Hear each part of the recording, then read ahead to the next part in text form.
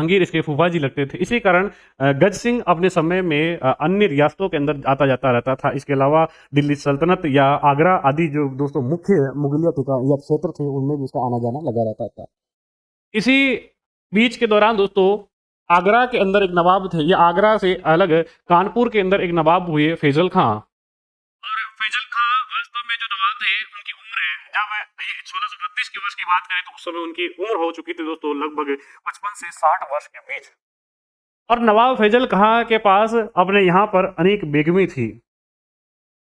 और यही फैजल खान अपने समय में हमारे राजस्थान के राजपूतों के शासकों में से सबसे, अगर उस समय के जो सबसे या मुगलों के जो सबसे प्रिय हुए, वो थे गज सिंह। और गज सिंह को यहाँ कानपुर के अंदर बुलाया करते थे। फैजल खान का मारवाड़ आना जाना लगा रहता था, इधर गज सिंह का कानपुर और आदि मुगलिया ठिकानों के अंदर जाना आना रहता था। और वहाँ कई बार संगीत होता, और संगीत के अलावा वहाँ सुरा सुंदरी का कार्यक्रम भी होता, और तब गज सिंह वहाँ जाते। गज सिंह जब वहां जाते तो वहां रात्रि समय में रुका करते, और रात्रि समय में उनका विशेष आवागम, क्योंकि दोस्तों एक तो इनका मुगलों के साथ पारिवारिक रिश्ता भी है, और इसी कारण दोस्तों यहाँ जो कानपुर रियासत के नवाब थे फैजल खां, उन्होंने इन्हें विशेष आमंत्रित किया। एक बार ये वहां आमंत्रण पर पहुंचे। आमंत्रण पे पहुंचने के बाद रात्रि समय में एक ईरानी नर्तकी को बुलाया गया। ईरानी नर्तकी ने क्या शानदार डांस किया। और डांस को जब डांस चल रहा था उस समय सुरा यानी सुरा और शबाब आदि दोस्तों वहाँ लोगों या दोस्तों उन महाराजाओं को पिलाया जा रहा था। उसी नर्तकी ने अपने डांस दिखाए, और डांस दिखाने के बाद या उस नर्तकी के द्वारा जो अपनी कला का अभिनय किया गया, उसके साथ साथ इन शासकों का मनोरंजन भी हुआ। शासक सभी उस समय शराब के नशे में थे। महाराजा गज सिंह भी कानपुर गए थे। कानपुर के अंदर वहाँ वहाँ जब उस समय उस नर्तकी का डांस देख रहे थे, उस नर्तकी का नाम था दोस्तों रक्कासा।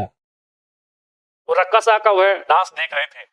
और महाराजा गज सिंह बहुत ज्यादा मात्रा में शराब पीने की वजह से अब उन्हें रक्कासा जो कि डांस कर रही थी, और डांस करती करती चली गई, लेकिन शराब के नशे में अब भी गज सिंह को वही मन के अंदर रक्कासा दिख रही थी। महाराजा गज सिंह उस नर्तकी जिसका जिसका संबंध दोस्तों ईरान से है, ईरान से उसे बुलाया गया था कि तुम आओ और यहाँ के शासकों का मनोरंजन करो। वह रक्कासा तो यहाँ से चली गई, लेकिन महाराजा गज सिंह जो कि शराब के नशे में थे, वह पूरी रात उसके नाम का उसको नाम को ही बार बार बड़बड़ा रहे थे। वह उठे और सुबह देखा कि लगभग 11 बज गई है, और अब तक महाराजा की आंखें खुल नहीं रही है। तो कानपुर के उसे नवाब को पता चला कि महाराजा अभी तक सोए हुए हैं, और महाराजा अभी तक नहीं उठे हैं। तो कानपुर के नवाब ने अपनी एक दासी को बेचकर कहा कि महाराजा को उठाया जाए, 11 बज चुकी है, कब तक सोएंगे। कानपुर के नवाब फैजल खां की वह दासी यहाँ महाराजा गज सिंह के पास आई और कहा कि महाराजा उठिए, आपको नवाब ने बुलाया है। अब महाराजा सोए हुए, और पूरी रात उनके जो मस्तिष्क है, उस मस्तिष्क और हृदय में एक तस्वीर छपी हुई थी, वो थी रक्कासा की। और वो रक्कासा की तस्वीर उनके दिल में छप गई। वह गज सिंह जब उठे तो उन्हें लगा कि यार रात्रि समय में जो डांसर थी, जो नर्तकी थी, उसे किसी प्रकार प्राप्त किया जाए। गज सिंह यहाँ से अब नवाब के पास पहुंचे और नवाब से बात की। नवाब से कहा कि यार कल रात को बहुत ज्यादा हो गई थी, क्योंकि नवाब और ये दोस्त थे, तो इन दोनों के अंदर बातचीत हुई कि यार कल रात को बहुत ज्यादा शराब का नशा, और उस नशे के अंदर पता नहीं क्या क्या हरकतें हुई। नवाब ने कहा कि कोई बात नहीं। नवाब से पूछा गज सिंह ने कि रक्कासा कहाँ गए। बोले कि रक्कासा तो रात्रि समय में आई थी, उसने अपना कार्यक्रम दिया और वो तो चली गई। गज सिंह ने कहा कि यार उसे रोकते तो सही, अपने यहाँ मारवाड़ में भी उसका कार्यक्रम करवाते। बोले कि जब बोलोगे उसको बुला देंगे। अब गज सिंह ने कहा कि मैं 2-3 दिन यही कानपुर के अंदर रुकूंगा। गज सिंह 2-3 दिन यही रुके, लेकिन जिस समय गज सिंह नशे में थे, और जब गज सिंह नशे में थे तो वो बार बार रक्कासा का नाम ले रहे थे। लेकिन दोस्तों जब गज सिंह इस रक्कासा का नाम ले रहे थे, उसी समय यहाँ कानपुर के नवाब की एक दासी जिसका नाम था दोस्तों जरीन, और वो जरीन राजा गज सिंह के मुंह से उस रक्कासा का नाम सुन रही थी। और जब सुबह हुई, और जब नवाब के साथ गज सिंह बातचीत करके वापस अपने महल की, या दोस्तों वहां जहां उसका आतिथ्य सत्कार हुआ, वहां उसे रुका हुआ था, तो वहां उसको वह वहां पहुंचा। और जब वह वहां पहुंचा तो इसी समय नवाब की एक अन्य दासी जिसका नाम जरीन है, जिसने रात्रि समय में गज सिंह के मुंह से रक्कासा का नाम सुना, वह वहां गज सिंह के पास गई और गज सिंह को कहा कि महाराजा माफी चाहती हूँ, एक दासी हूँ, लेकिन कुछ अर्ज भी करना चाहती हूँ। गज सिंह ने कहा कि हाँ, अर्ज कीजिए। गज सिंह को उस दासी जरीन ने कहा कि महाराजा, आप जिस रक्कासा का रात्रि समय में शराब के नशे में नाम ले रहे थे, वह तो हमारी बेगम का एक नाखून के बराबर भी नहीं है। उसकी सुंदरता तो हमारी बेगम के एक नाखून बराबर भी नहीं है। गज सिंह जो कि पूरी रात नशे के अंदर रक्कासा का नर्तकी का नाम ले रहा था, वो जरीन आकर ये कहती है कि यह जो आप रक्कासा का नाम पूरी रात सपने में ले रहे थे और जब बड़बड़ा रहे थे, तो वो रक्कासा तो हमारी बेगम की एक नाखून के बराबर भी नहीं है। गज सिंह के माथे में चिंगारी उठी कि यार ये क्या कह रही है, यानी कि हमारी बेगम, और हमारी बेगम कौन? उससे पूछा कि कौन है तुम्हारी बेगम? उस जरीन ने कहा कि हमारी बेगम है वो महाराजा, और वह हमारी बेगम भी आपका दीदार करना चाहती है। गज सिंह के दिमाग में एक और करंट आया कि यार ये किसकी बात कर रही है, हमारी बेगम, और वो बेगम उस रक्कासा से भी 10 गुना सुंदर है, और वह मेरा दीदार करना चाहती है। उस जरीन से पूछा कि भाई क्यों, वह मेरा दीदार क्यों करना चाहती है? कि महाराजा, वह आपसे मिलना चाहती है। गज सिंह के दिमाग में ये बात बैठी नहीं कि यार ये जरीन मुझसे ऐसा क्यों पूछ रही है और यह मुझे ऐसा क्यों कर रही है। गज सिंह ने कहा कि वह मुझसे क्यों मिलना चाहती है। गज सिंह को जरीन जो दासी थी उसने कहा कि जो हमारी बेगम है वह बेगम नवाब से परेशान है, और नवाब जो कि अब वृद्धावस्था में पहुंच चुके हैं और वह बेगम को सुख नहीं दे सकते, और इस कारण वह बेगम आपका दीदार करना चाहती है। जरीन के मुंह से जब गज सिंह ने यह बात सुनी, तो गज सिंह ने यह भी सुना कि उस रक्कासा से भी 10 गुना सुंदर वह बेगम है, तो उसने कहा कि हम भी उस बेगम का दीदार करना चाहेंगे। गज सिंह ने कहा कि जब समय आए तो हमें भी उसका दीदार कराना। लेकिन रक्कासा जो कि जा चुकी थी, अब जरीन जो कि दासी थी, उसने कहा कि महाराजा, अगर आप कहे तो मैं बेगम से इस बारे में बात करूं, लेकिन मैं उसके बदले में उचित इनाम लूंगी। गज सिंह ने उसे कहा कि तुम्हें उचित इनाम दिया जाएगा। गज सिंह ने उसी समय अपने एक हाथ की अंगूठी खोलकर उस जरीन को दे दी। जरीन यह अंगूठी लेकर चली गई। अब गज सिंह का यहाँ कानपुर में आना जाना लगा रहता था। हर 2-3 माह में यह कानपुर आते, इसके अलावा मुगल दरबार में जाते, क्योंकि इन्हीं का, गज सिंह का ही भाई लग रहा था दोस्तों, कौन है, शाहजहां, और इसलिए ये इधर मुगलिया सल्तनत में इनका आना जाना लगा रहता था। अब दूसरी बार जब लगभग 3 से 4 माह बाद गज सिंह वापस वहां पहुंचे, तब जरीन ने कहा कि महाराजा, हमारी नव बेगम आपका दीदार करना चाहती है। अब गज सिंह ने कहा कि अगर आपकी बेगम इतनी ही सुंदर है तो ऐसा कीजिए, मैं एक स्थान बताता हूँ, वहां उसे लेकर आइए। गज सिंह ने अपनी एक सेविका देवली, जिसका नाम है दोस्तों देवली, और देवली को कहा कि देखो पूरा शातिर तरीके से उस बेगम को मेरे सामने लाया जाए।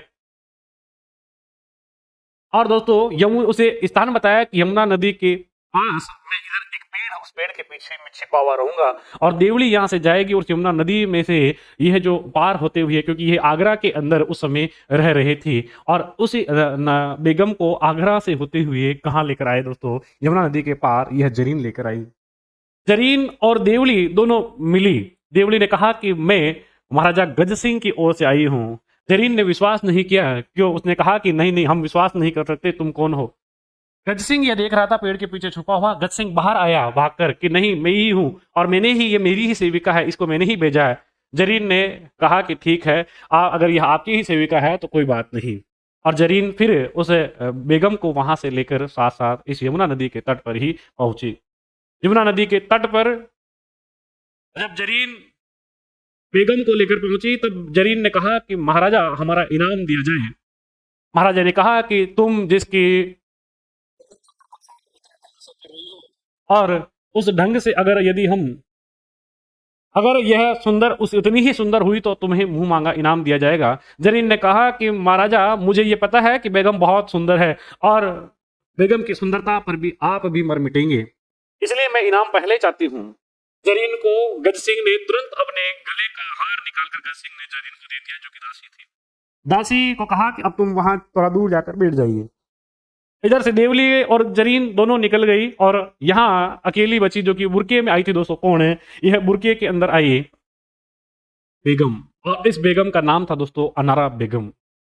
अनारा बेगम गज सिंह के पास आई और गज सिंह के पास आकर खड़ी हुई। गज सिंह ने कहा कि बेगम, आप अपना दीदार करवाइए और इस बुरके को हटाइए। अनारा ने अपना बुर्का हटाया और बुर्का हटाकर जैसे ही गज सिंह ने अनारा को देखा, गज सिंह का दिल अनारा पर आ गया। गज सिंह चाहता था कि किसी प्रकार उस रक्कासा से वास्तव में यह 10 गुना तो क्या यह 50 गुना ज्यादा सुंदर है। और गज सिंह अब अनारा के मुंह के उस शब्दों को सुन चाहता था कि यह अपने शब्दों से कुछ मुझे बोले।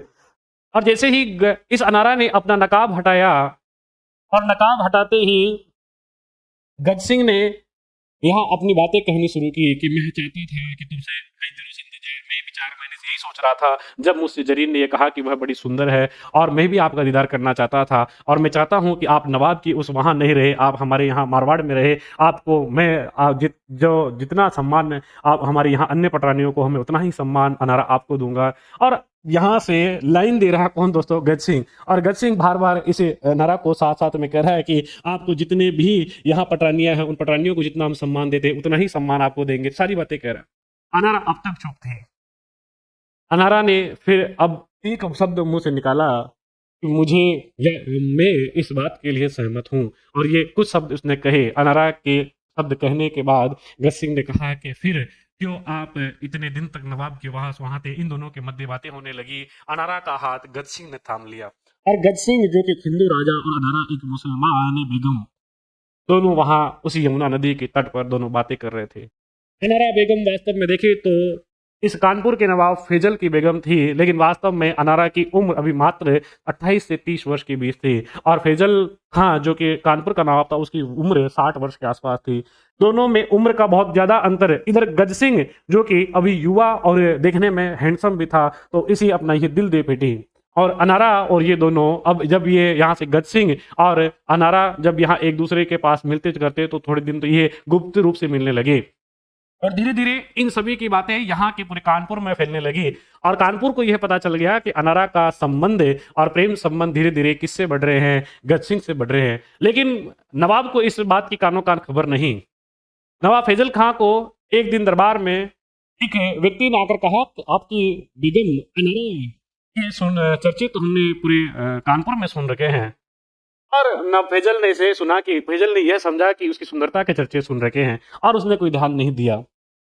लेकिन धीरे धीरे बात फैजल खां को भी पता चली कि अनारा के संबंध या अनारा के प्रेम प्रसंग इधर जोधपुर के राजा गज सिंह के साथ बन रहे हैं। और जब उसे ये बात पता चली तो उसने जोधपुर के राजा गज सिंह से अपनी मित्रता से बात कर ली और अनारा बेगम को एक कठोर सुरक्षा के घेरे में कैद कर दिया और महल के जो ऊपरी भाग था उसमें कैद करके सुरक्षा का एक घेरा नीचे यानी सुरक्षा का घेरा वहां लगा दिया कि भाई ये बाहर निकले तो थोड़ा ध्यान रखना इसका कि ये बाहर नहीं निकल पाए, नहीं गज सिंह यहाँ आ पाए। लेकिन प्यार कहाँ रुकने वाला था? गज सिंह और अनारा का प्यार अब बहुत ज्यादा हद तक बढ़ चुका था।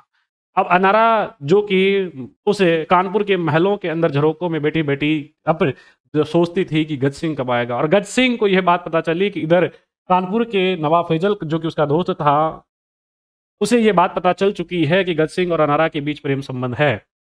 गज सिंह को जब यह बात पता चली तो उसे लगा कि यार अब अनारा से मिलना नहीं हो पाएगा। लेकिन फिर भी यहाँ से किसी प्रकार उसने अपनी दासी देवली को भेजा और देवली ने जाकर जरीन से बात की। जो जरीन जो कि दोस्तों इसी अनारा की दासी थी, जरीन से बात की और जरीन यह गज सिंह का संदेश ले जाकर इसी अनारा बेगम को ले जाकर दिया। अनारा बेगम ने गज सिंह का संदेश पढ़ा और गज सिंह ने संदेश में लिखा कि मैं तुमसे मिलना चाहता हूं, मुझे बहुत दिन हो गए तुमसे मिले हुए और तुमसे मिलने की मेरी एक जिद है और मैं कैसे भी करके तुमसे मिलना चाहता हूं। अनारा ने कहा कि महल के जो पीछे का झरोका है उस झरोके में मैं आकर खड़ी हो जाऊंगी, तुम मुझे देख सकते हो और यदि तुम मुझसे मिलना भी चाहते हो तो मैं ऐसा कर सकती हूँ कि वहां से मैं एक रस्सी नीचे लटका सकती हूँ जिसको पकड़कर तुम ऊपर आ सकते हो। महाराजा गज सिंह ये भूल चुके थे कि वो जोधपुर के एक महाराजा है और वो एक आम प्रेमी की तरह उस महल जो कि कानपुर का महल था उस कानपुर के महल के नीचे आकर खड़े हो गए। कानपुर के महल के नीचे आकर खड़े हुए तो एक सीटी बजाई और सीटी बजाते ही अनारा समझ गई कि यहाँ गज सिंह आया है और अनारा ने उसे देखकर नीचे एक रस्सी लटकाई। अनारा के पास आकर खड़े हो गए गज सिंह और रस्सी को पकड़कर अब वो ऊपर चढ़कर आ गए। अब देखना यहाँ से गज सिंह महल के ऊपर आकर खड़े हो गए या अनारा के पास खड़े हो गए और अनारा को देखते ही अनारा का सिर चूम लिया। अनारा को आकर गज सिंह ने कहा कि देख अनारा, इतने साल तक तो मैं एक विलासी व्यक्ति था। मैं स्त्री को एक काम की और विलासिता की एक वस्तु समझता था। लेकिन जब से मुझे तुमसे प्रेम हुआ है, मुझे काम की कोई तृप्ति नहीं है। और जब से तुमसे प्रेम हुआ, मुझे यह चाहा है कि मैं तुम्हें अपने महल की पटरानी बनाऊं और तुमसे मैं प्रेम करूं, तुम्हारे साथ रहूं, तुम्हारे साथ खेलूं, हमारे तो तुम्हारे साथ बातें करूं, तुम्हारे साथ ही सब कुछ मैं अपने जीवन के पल बिताऊं। मैं तुम्हारे लिए अपना सब कुछ राजपाट छोड़ सकता हूं, मैं तुम्हारे लिए मर मिट सकता हूं, तुम्हारे लिए मैं अपना सर्वस्व न्यौछावर कर सकता हूं। मुझे अब किसी और चीज की जरूरत नहीं है। गज सिंह और अनारा एक दूसरे से बातें कर रहे थे। अनारा भी अब परेशान थी कि वह झूठी रूप में ही नवाब को पसंद करने के लिए वह उसके यहाँ खिदमत करती है, और नवाब को वह झूठे रूप से पसंद करना चाहती है। लेकिन वह झूठे रूप से भी कैसे पसंद करे। अब वह बहुत परेशान हो चुकी है कि वह नवाब से संतुष्ट नहीं है, वह नवाब के पास नहीं रहना चाहती है। गज सिंह को कहा कि महाराजा, मैं अब आपके साथ चलना चाहती हूँ। मैं बहुत यहाँ आपके बिना मेरा भी जीवन ऐसे कट रहा है जैसे रेगिस्तान में बिना पानी का पेड़ हो। गज सिंह ने जब ये बात सुनी तो उसने कहा कि वैसे अनारा, मैं तुम्हें अभी इसी क्षण भी ले जा सकता हूँ। जब अनारा को ये कहा तो गज सिंह या अनारा को जब गज सिंह ने ये कहा तो अनारे ने कहा कि फिर देर क्यों। गज सिंह ने कहा कि देर इसलिए है कि यहाँ से अगर अपन दोनों नीचे उतरे और यहाँ किसी को पता चल गया तो मैं जो महाराजा हूँ उस महाराजा की जो छवि है वो धूमिल हो जाएगी। अनारा ने कहा कि क्या प्यार के लिए राजा की छवि ज्यादा बड़ी है। अनारा ने जब कहा तो गज सिंह ने कहा कि नहीं, तुमसे बड़ा तो कुछ नहीं। तो अनारा ने कहा कि मुझे अभी यहाँ से लेकर चलिए। अनारा को गज सिंह ने उसी समय अपने कमर से बांधकर रस्सी से होते हुए नीचे उतार कर उसे जोधपुर ले आए। अनारा जोधपुर आ चुकी है गज सिंह के साथ। नवाब फैजल खां को यह पता चला कि उसकी बेगम अनारा बेगम गायब है और इधर एक रस्सी लटकी हुई है, और हो सके उस रस्सी से गज सिंह ही आया हो। उसने अपने गुप्तचरों को भेजा और पता करवाया कि अनारा बेगम कहाँ गई है और कहाँ है। गुप्तचरों ने आकर जानकारी दी कि ये जो अनारा बेगम है, अनारा बेगम अब जोधपुर रियासत के शासक गज सिंह के यहाँ पटरानी बनी हुई है। और जैसे ही नवाब को ये जानकारी दी, नवाब यहाँ से तुरंत गया। नवाब के अच्छे संबंध शाहजहां से भी थे। वह नवाब शाहजहां के पास गया और शाहजहां को कहा कि मेरी बेगम को गज सिंह ने अगवा कर लिया है और उसे बंदी बनाकर वह ले गया है। शाहजहां ने तुरंत यहाँ से फरमान जारी किया कि गज सिंह को बुलाया जाए। गज सिंह शाहजहां की सेवा में पेश हुआ, और जब जैसे ही गज सिंह आया तो गज सिंह ने आकर शाहजहां, जो कि शाहजहां उससे उम्र में छोटा था गज सिंह से, और आकर एक तो उसके ऐसे थप्पी दी कि और भाई क्या हाल है। क्योंकि गज सिंह शाहजहां का भाई लगता था, तो गज सिंह ने शाहजहां को कहा कि यार और भाई क्या हाल है। और वास्तव में शाहजहां दिल्ली सल्तनत का शासक, लेकिन गज सिंह क्योंकि उसी का भाई है, उसने कहा कि और भाई क्या हाल है। शाहजहां ने पूछा कि भैया आपने कोई गड़बड़ की है क्या। गज सिंह ने कहा कि मैंने कोई गड़बड़ नहीं की है। बोले वो देखो वो नवाब बैठा हुआ है, वो नवाब कह रहा है कि आप उसकी बेगम को उठा ले आए। गज सिंह ने कहा कि ये झूठ बोल रहा है, मैं उसकी बेगम को क्यों उठाकर लाऊंगा, मेरे कोई कमी है क्या वहां पर रानियों की पटानियों की। बोले कि नहीं, ये कह रहा है, ये झूठ थोड़ी कहेगा, इसके पास समाचार है। शाहजहां को उसने कहा कि देखो हम राठौड़ी वीर हैं, हम राजपूत हैं, हम झूठ नहीं बोलते हैं। गज सिंह अपने भाई शाहजहां को कह रहा था कि नहीं, हमारा ऐसा कोई, हमने कभी किसी की बेगम का अगवा नहीं किया, और अगर ये नवाब झूठ बोला तो मैं इसकी गर्दन यही काट दूं। गज सिंह की बात सुनकर शाहजहां डर गया कि ये हो सके इस नवाब का भी वह यहाँ हत्या न कर दे। गज सिंह वैसे भी निडर था, और उसकी निडरता के लिए उसके आप देखेंगे तो इसका मनसब भी बार बार बढ़ाया जाएगा। और गज सिंह को शाहजहां ने कहा कि देखो झूठ तो मत बोलो, और ये मेरी गुप्तचरी ने भी मुझे जानकारी दी है कि आपने इसकी बेगम को अगवा किया है। उसने गज सिंह ने कहा कि पहले इस नवाब को यहाँ से बाहर भेजो और फिर मैं अपन और दोनों भाई ओरिजिनल बात करते हैं। गज सिंह ने शाहजहां को कहा कि देखो मैंने इसकी बेगम को अगवा तो कर लिया, लेकिन अब मैं बेगम के बिना नहीं जी सकता। शाहजहां ने कहा कि देखो अगर तुमने इसकी बेगम को अगवा किया है तो मुगलिया सल्तनत या मुगल सेना तुम्हारे ऊपर आक्रमण करेगी और इसकी बेगम को किसी प्रकार छुड़ाकर लाकर इसे नवाब को लाकर देगी। शाहजहां को गज सिंह ने कहा कि यदि अगर जान भी जाए और अगर मुझे मुगलिया सेना से भी लड़ने पड़े तो भी मैं अनारा को नहीं दूंगा, और अनारा के बिना मैं नहीं जी सकता और अनारा मेरे बिना नहीं जी सकती। उसने कहा गज सिंह ने कि देख तू मेरा छोटा भाई है और इसलिए मैं तुझे समझा रहा हूं कि मुझ पर आक्रमण करने का कोई फल नहीं मिलेगा, और इसको कह दे अगर मैं हार भी गया तो मैं और अनारा साथ ही मरेंगे। और अगर ये तुम ये चाहते हो कि मैं तेरा भाई मर जाऊं और इसके अलावा तेरी भाभी अनारा भी मर जाए।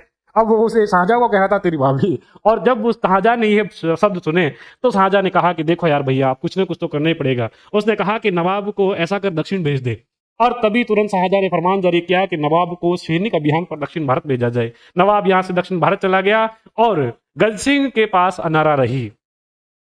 अरारा बेगम और गज सिंह के प्रेम संबंधों के लिए इतिहास जाना जाता है।